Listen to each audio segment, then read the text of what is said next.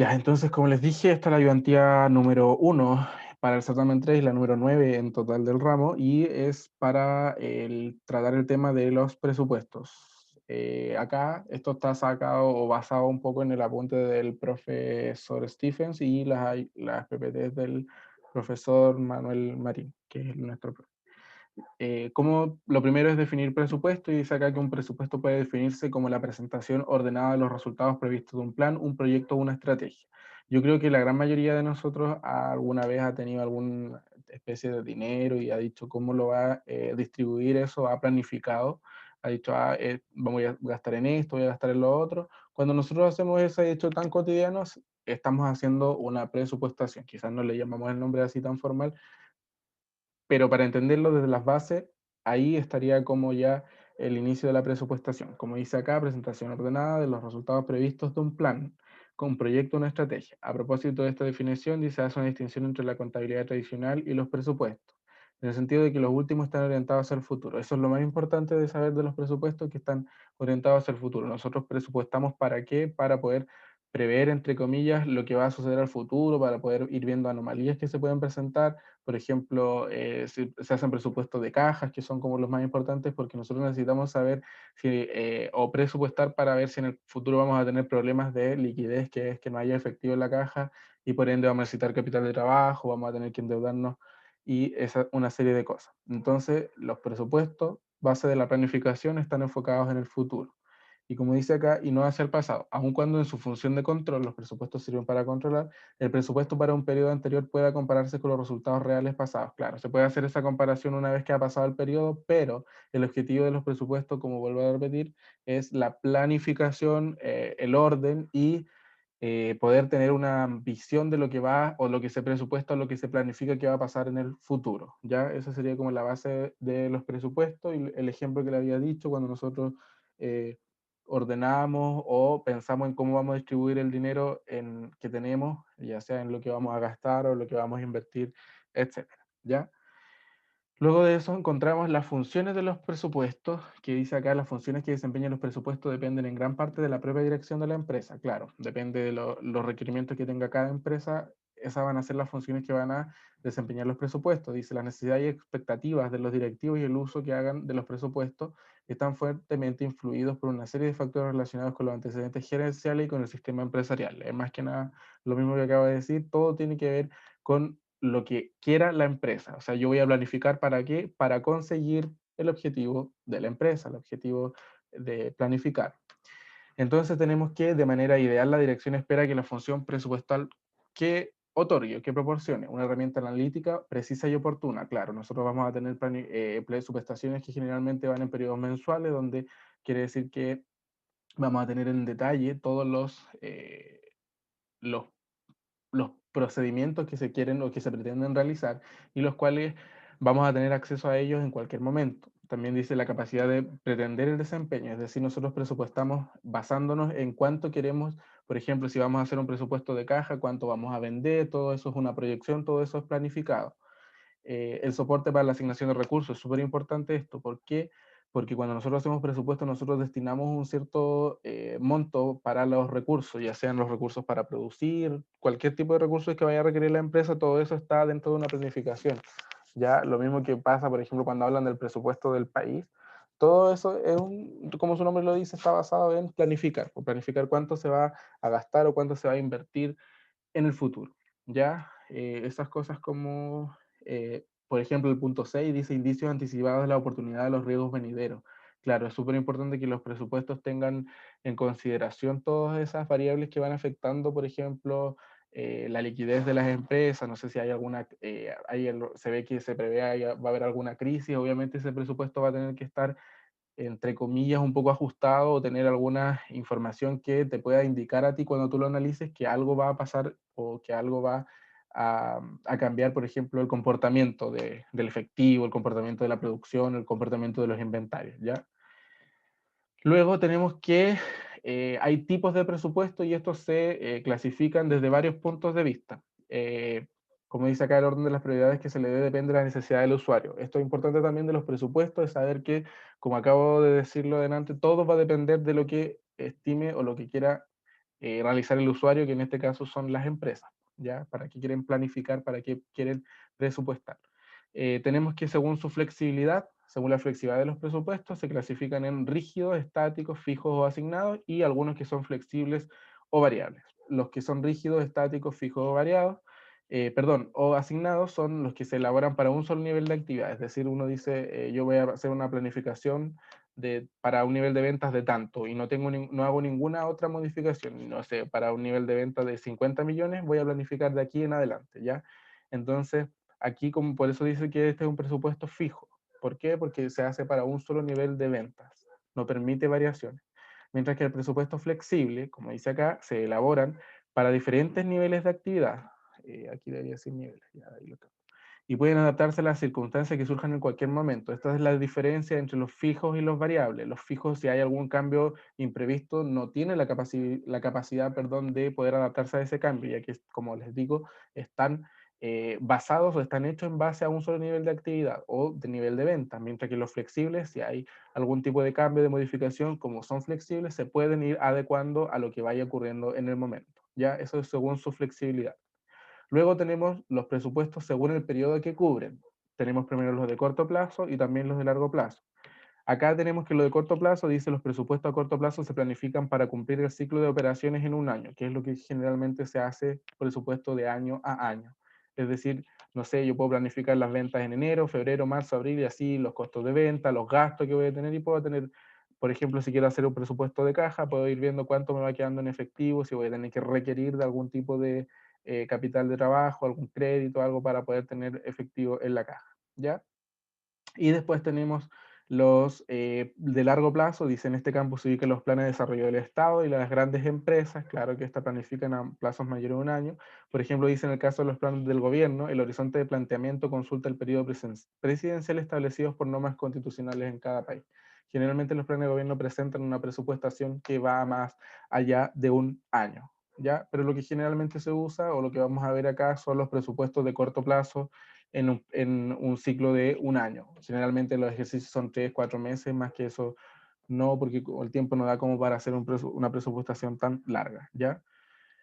Después tenemos los otros tipos de presupuesto que son según el campo de aplicabilidad de la empresa. Aquí también hay un error. De operación debería decir ahí, o económico, esto dice incluye la presupuestación de todas las actividades para el periodo siguiente, al cual se elabora y cuyo contenido a menudo se resume en un estado de pérdida y ganancias proyectados. Estos son los que generalmente uno va a ver, por ejemplo, los presupuestos de ventas, de producción, de compras, es decir, cuánto nosotros vamos a comprar en mercadería, o en el caso de que fuéramos una empresa productora, cuánto nosotros vamos a comprar de materias primas, acá dice uso de materiales, cuánto vamos a gastar en mano de obra y cuánto vamos a, por ejemplo, incurrir en gastos operacionales. Ya ahí tendríamos, según el campo de aplicabilidad de la empresa, los de operación o económico. Operación uno ve inmediatamente que tiene que ver con que la empresa opere, valga la redundancia. Después tenemos también algunos que son los financieros. Dice, incluye el cálculo de partidas y rubros que inciden fundamentalmente en el balance. Dice, convienen en este caso destacar el de la caja, el flujo de caja o de tesorería, y el de capital, también conocido como erogaciones capitalizables. El primero dice el presupuesto de tesorería, se formula con las estimaciones previstas de fondos disponibles en caja, bancos y valores de fácil realización, lo más disponible o lo más líquido. Cuando nosotros hablamos el disponible es esto, la caja, el banco y los valores de fácil realización quiere decir que son fácilmente convertibles a efectivo o a dinero en efectivo.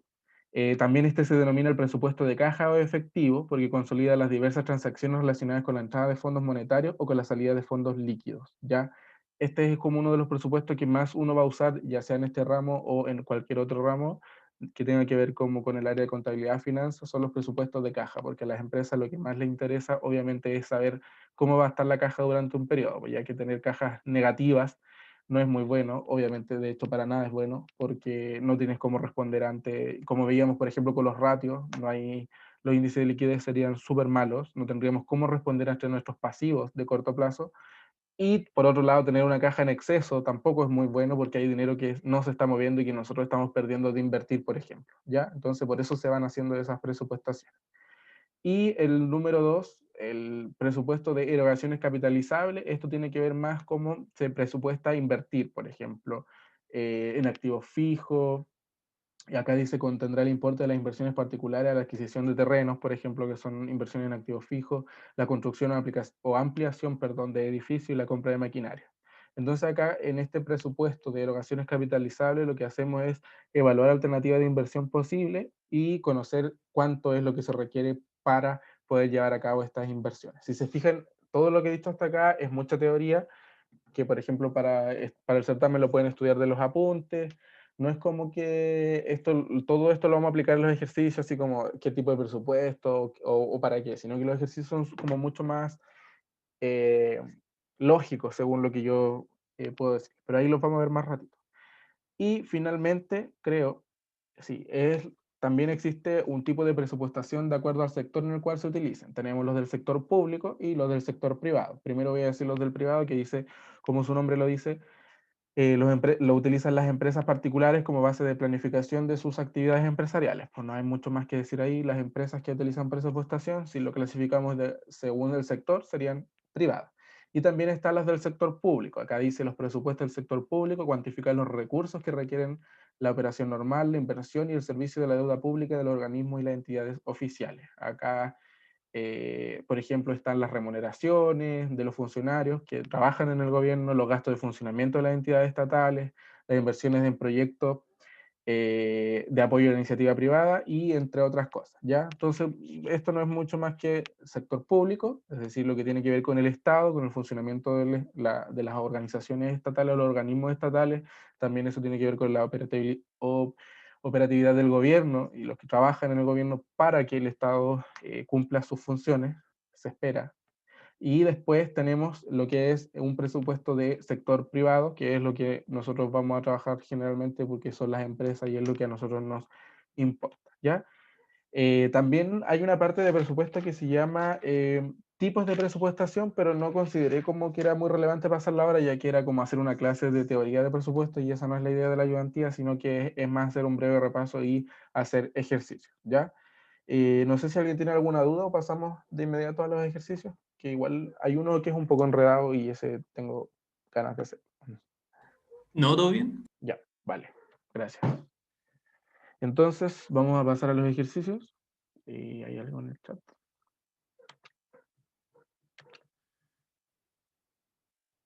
Vale, gracias, Jamil. O Yamil, nunca sé cómo se dice. Ayudantía 9.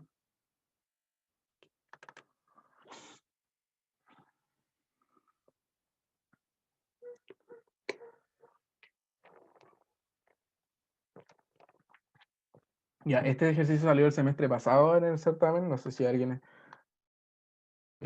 No creo que somos tan pocos que haya alguien por segunda, quizás. Pero creo que fue complicado, ¿ya? Pero vamos a verlo ahora cómo resulta. Si se fijan, dice, la librería Amanda, Sociedad Anónima, tiene a la encargada de operaciones trabajando en la preparación del presupuesto móvil para el cuatrimestre agosto-noviembre 2020, 4 meses. Dice, para ello ha delineado las siguientes bases para los cálculos. Dice que al 31 de julio del 2020 se espera llegar con un inventario de existencia de 130.000 pesos. Dice, el presupuesto de ventas para el cuatrimestre móvil era el siguiente, esas son las ventas estimadas para esos meses. Si se fijan, dice estimadas, ¿por qué? Porque estamos hoy día, por ejemplo, en julio, estamos haciendo eh, ese presupuesto, porque estamos viendo hacia el futuro. Después dice el costo de ventas promedio llega al 60% de las ventas netas y dice que la política de inventarios de fin de mes es la siguiente, 34.000 por stock mínimo de seguridad, que eso se ve en otros ramos que es el stock de seguridad, más un 80% del costo de ventas presupuestado para el mes siguiente. ¿Ya? Entonces las primeras preguntas, o sea, son 4 preguntas. La primera dice, se pide responder, ¿a cuánto asciende el costo de ventas estimado del mes de septiembre? Ya, entonces lo primero que vamos a hacer, vamos a copiar este cuadrito acá.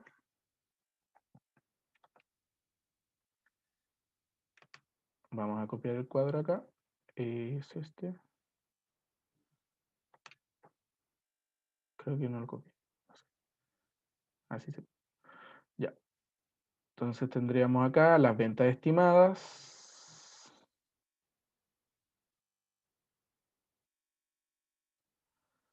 Tendríamos las ventas estimadas que dicen que para agosto son 200.000, septiembre 160.000, octubre 220, noviembre 420. Acá no nos hablan de que estas ventas estén brutas, por lo tanto que el supuesto que utilizamos siempre es que estas ventas que nos están dando son valores netos. Entonces, ¿qué podemos hacer? Presupuestar o estimar cuánto va a ser el costo de ventas, porque nos dicen que el costo de venta en promedio llega a 60% de las ventas netas. Entonces, para agosto, el costo de venta va a ser el valor de esa venta estimada por el 60% que correspondería entonces al costo de venta. Y lo mismo lo deslizamos hasta noviembre. Tendríamos entonces ya calculado el costo de ventas de todos estos meses, que son los 4 meses que estamos viendo. Y la primera pregunta dice, ¿a cuánto asciende el costo de ventas estimado del mes de septiembre? Ya, pues, ya lo tenemos. En septiembre, ¿cuánto es el costo estimado? 96.000, ¿ya? Entonces, acá abajito vamos a ir respondiendo las preguntas a medida que las vayamos teniendo. Diría, el costo de venta, y estas preguntas certamen, quizás puede parecer que es muy fácil, como muy directa, simplemente ir leyendo. Según yo, en los enunciados de estos ejercicios te dan todo, más que la teoría que vimos delante, que era como para introducir un poco, generalmente en esto, en el enunciado del problema está todo. ¿Ya? El costo de venta de septiembre, entonces, costo de venta estimado, porque estamos haciendo presupuesto, ¿cuál sería?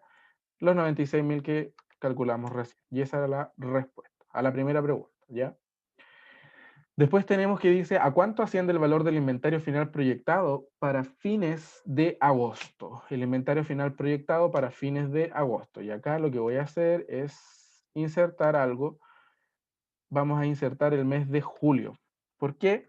Porque a nosotros nos dan un dato que dice que el inventario final de julio es, al 31 de julio se esperaba llegar con un inventario de existencia de 130.000, ¿cierto?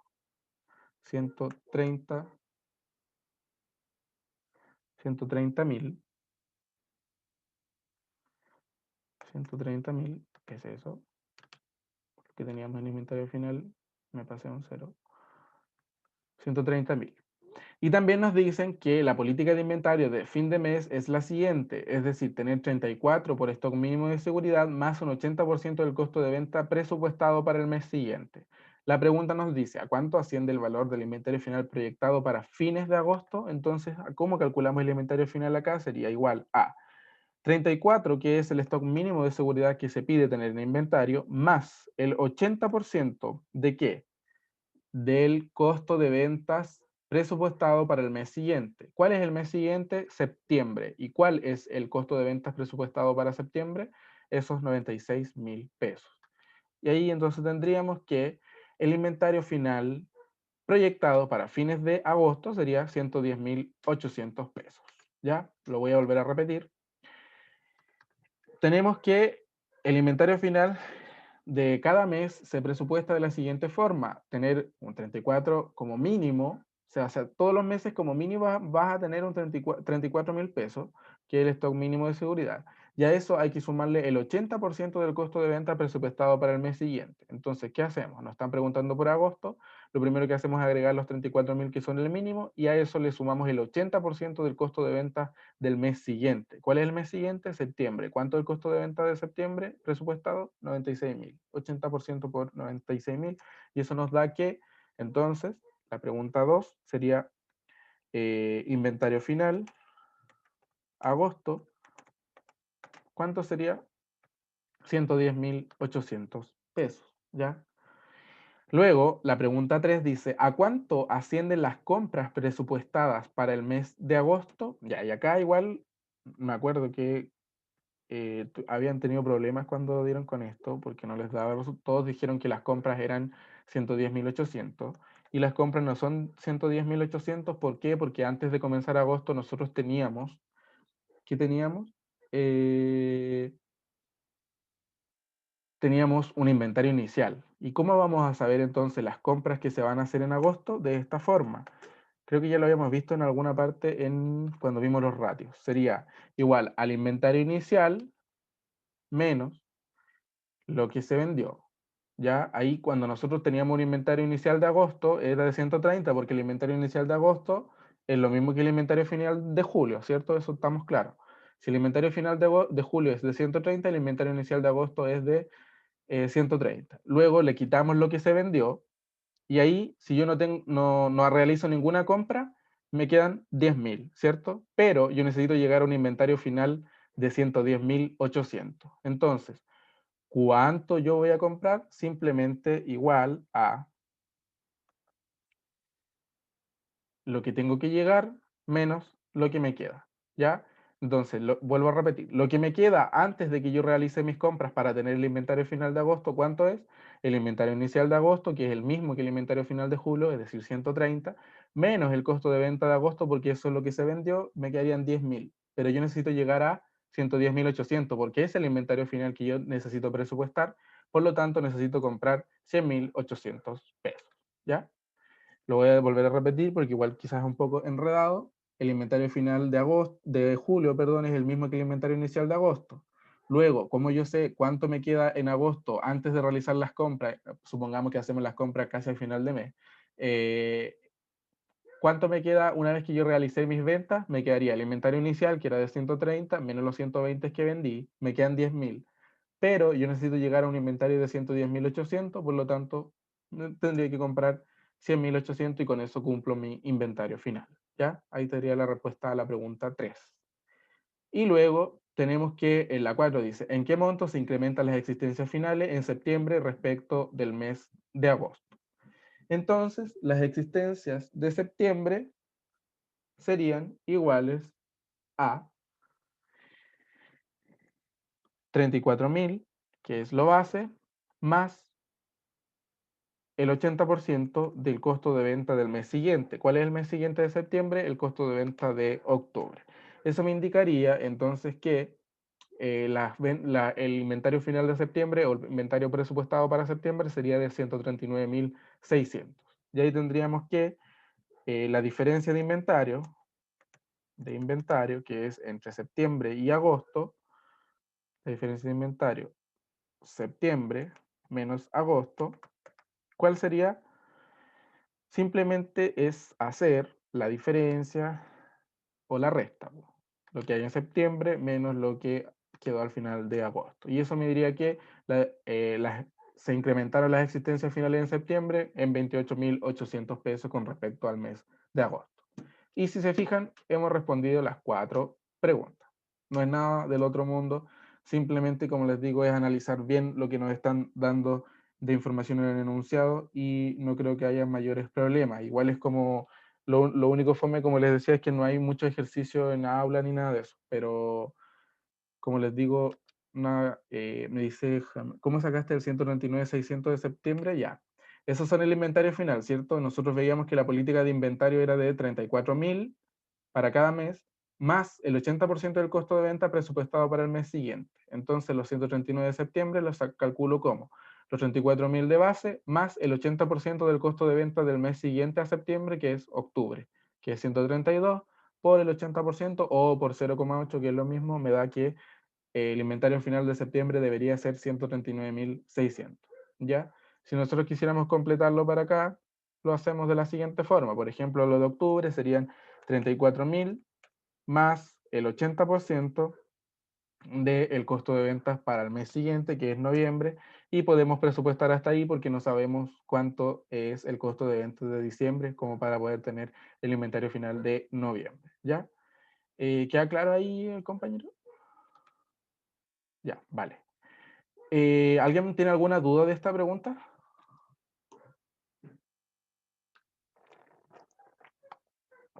No. Pasamos entonces a la otra pregunta, que esta es más enredada, debo reconocerlo, que me costó igual como encontrarle el... Ya, ¿por qué?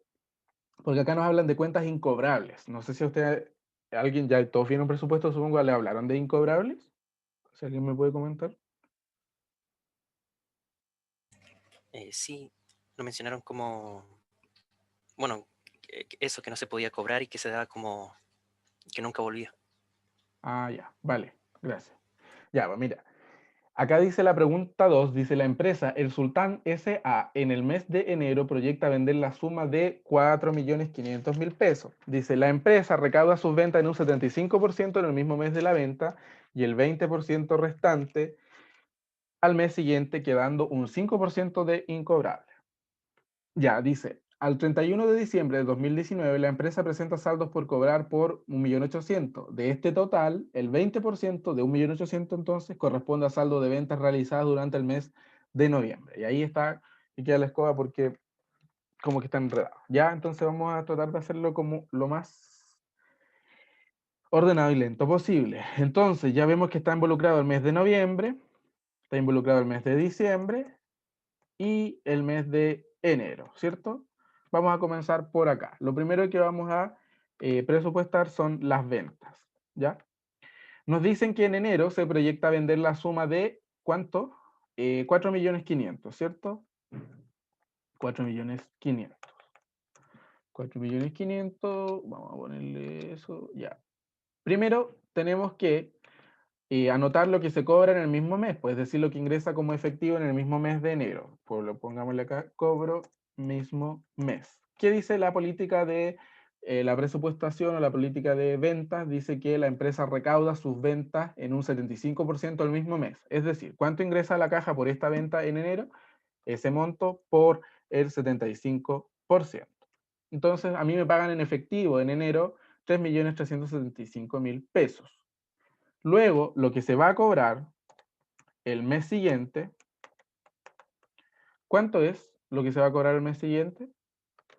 Lo que se va a cobrar el mes siguiente va a ser igual a este monto multiplicado por el 20%, porque dice el 20% restante al mes siguiente. 20%.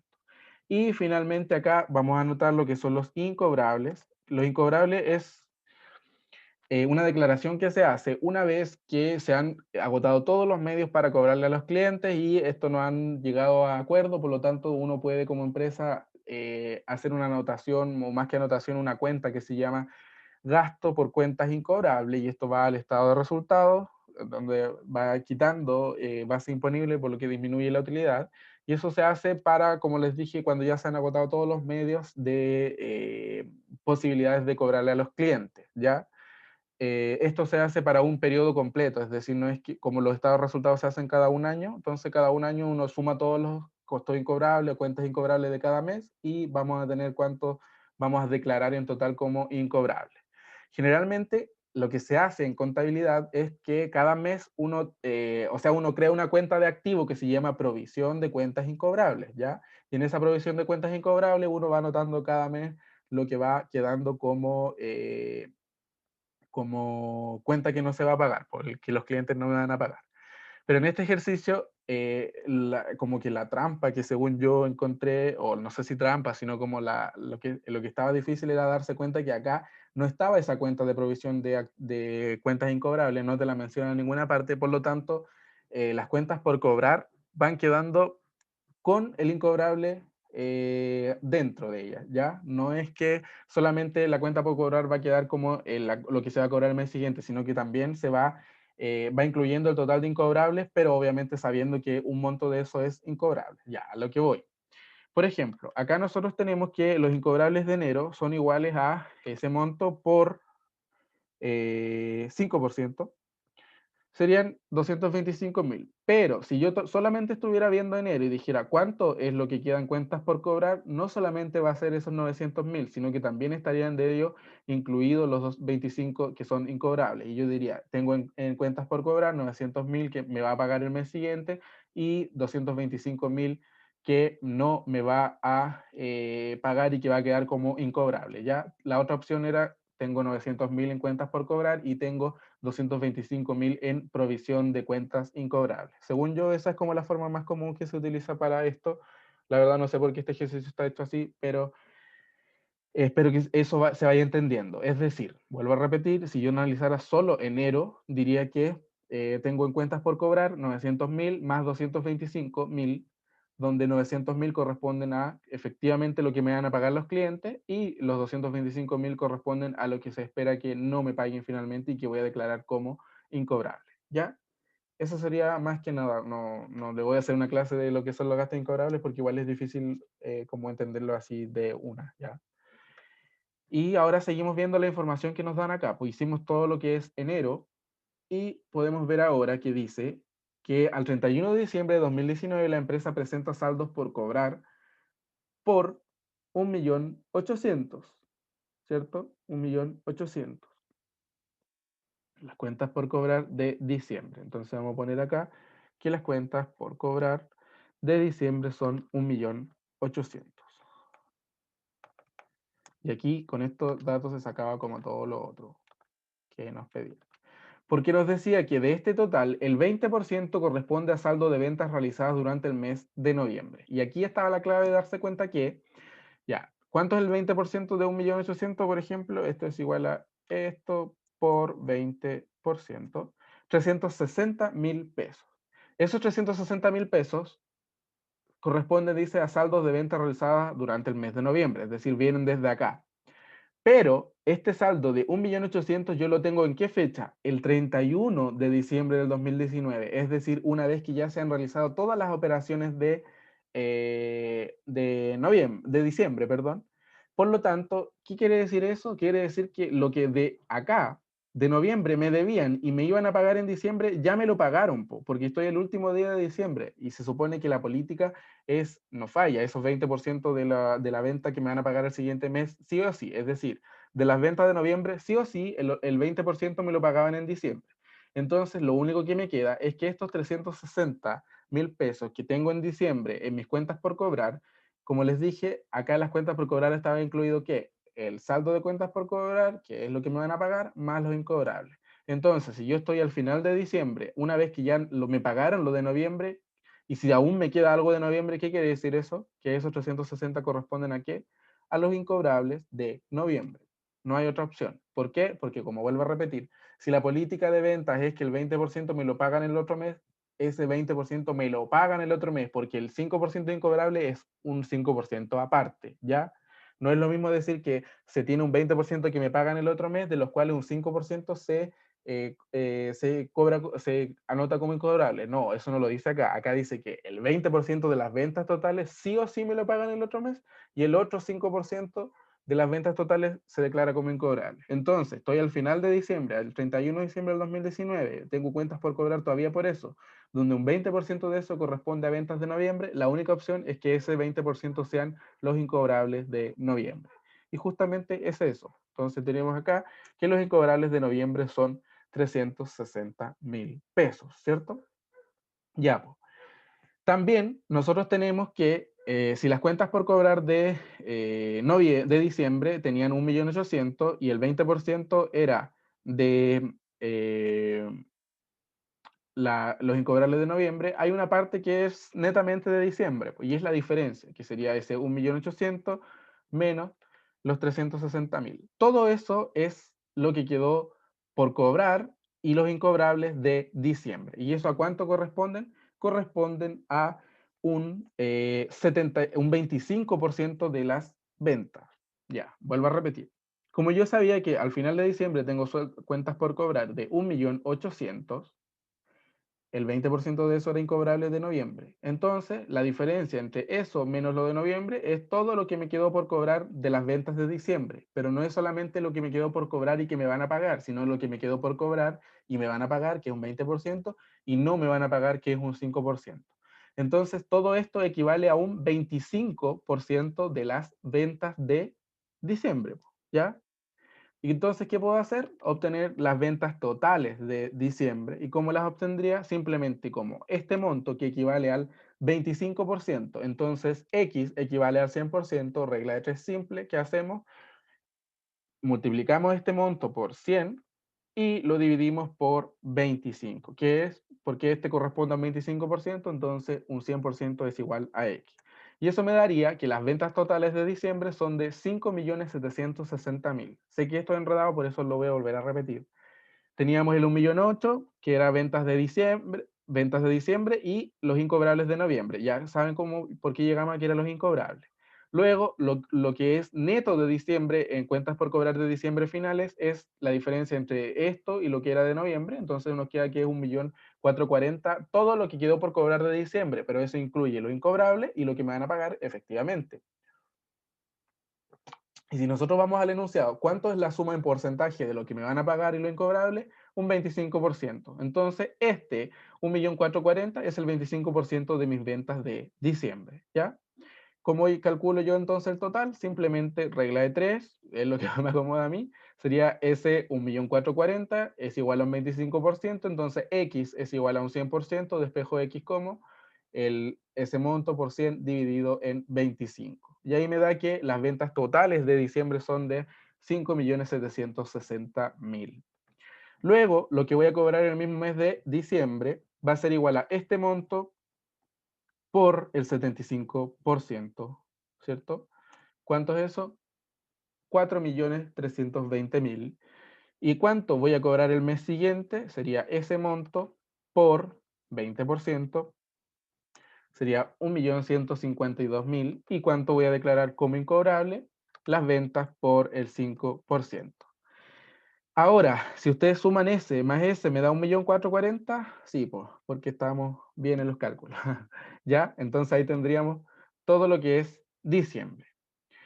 También podemos calcular noviembre, porque ya nosotros tenemos el incobrable de noviembre, que es de 360.000, y sabemos que ese corresponde a un 5% de las ventas. Entonces, regla de 3 sería los 360.000 por 100, y eso dividido en 5. Regla de 3, 360.000 es igual a un 5%, X es igual a un 100, y me da que las ventas de noviembre son 7.200.000.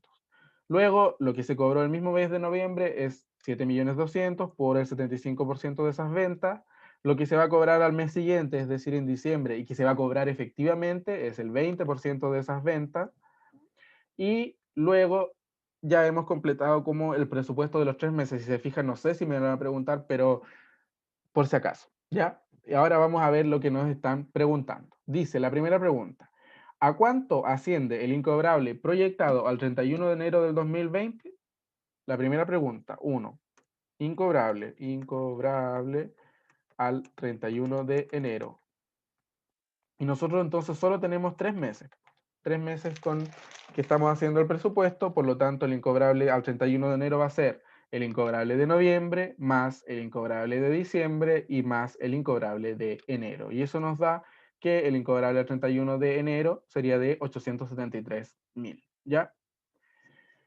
Luego, la pregunta 2 dice: ¿a cuánto asciende la recaudación por ventas en el mes de enero del 2020? Acá igual pongan ojo, por favor, recaudación por ventas. Si alguien me va siguiendo, ¿me podría decir cuánto cree que, o cómo calcularía yo acá lo que me ingresó efectivamente a caja en enero? Son solo 2 términos, así como pista. ¿O no se sienten preparados para decirlo? Yo ya, el primero les digo que obviamente va a ser ese, lo que cobro el mismo mes de enero. Ese, y el otro término, ¿cuál sería? ¿Qué tendría que sumarle acá para tener todo lo que ingreso por ventas en enero? ¿De diciembre? Exacto, buena. Sería lo que cobré el mismo mes más lo que cobré del mes anterior. ¿Y cuánto cobró en el mes anterior?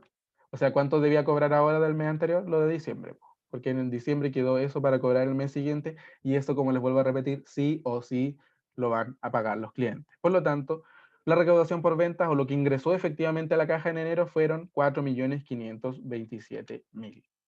Luego, la pregunta 3 dice: ¿a cuánto asciende el valor de los saldos por cobrar al 31 de enero del 2020? Sería saldos por cobrar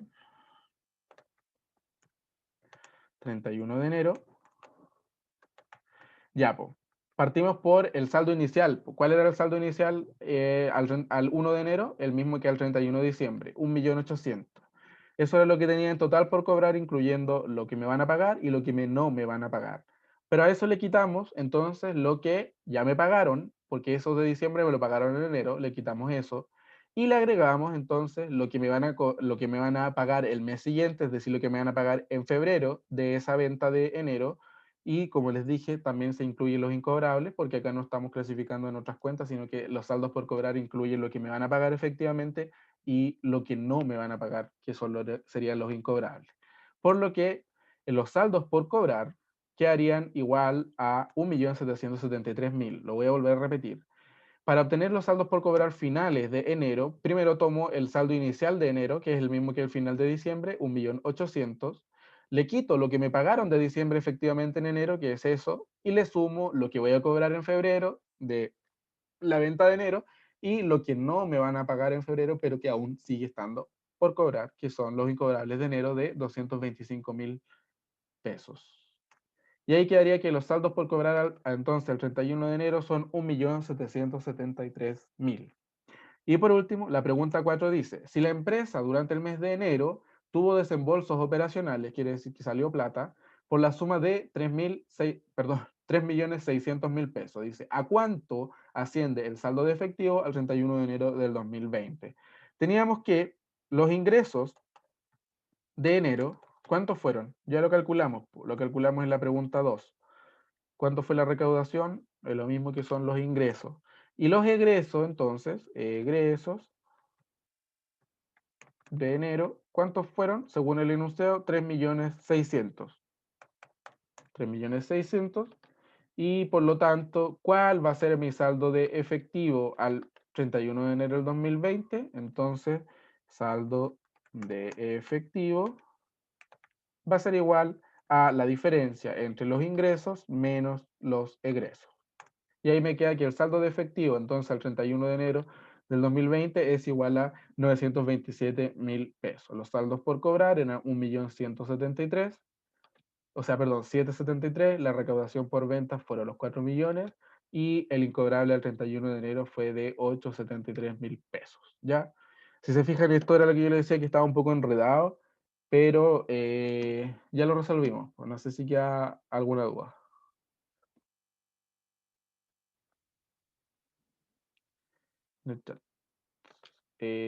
¿Por qué sumaste los 225 en la 3? Porque cuando yo te dije que los saldos por cobrar incluyen lo que me van a pagar y lo que no me van a pagar, los 225 es el saldo incobrable, pero igual está dentro de lo que yo tengo por cobrar, porque como dije, no hay una separación acá entre las cuentas por cobrar y la provisión de gastos incobrables. Por lo tanto, los saldos por cobrar, hasta que no pase el año completo, van a incluir a los incobrables. Por eso acá también lo incluía, el 1.000.008 tenía los incobrables de acá y tenía los incobrables de diciembre, ¿ya? Por eso es, porque acá no estamos hablando de cuentas separadas, sino que los saldos por cobrar incluyen tanto a las cuentas por cobrar como a los incobrables. Por eso la 3 lo agrego. Porque ese incobrable de acá, hasta que no termine el periodo, va a seguir estando como por cobrar. Solo que yo ya sé que no me lo van a pagar. Esa es la razón. Ya, ¿alguien más tiene alguna duda?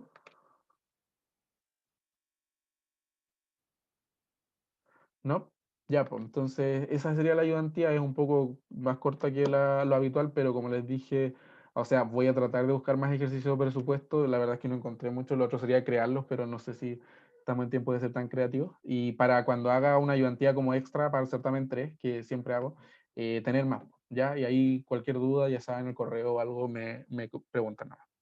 Así que eso, nos vemos, que les vaya bien. Chau, chau. Vale, gracias. Que esté bien. Muchas Igual, gracias. chau. Muchas gracias. Chau, chau.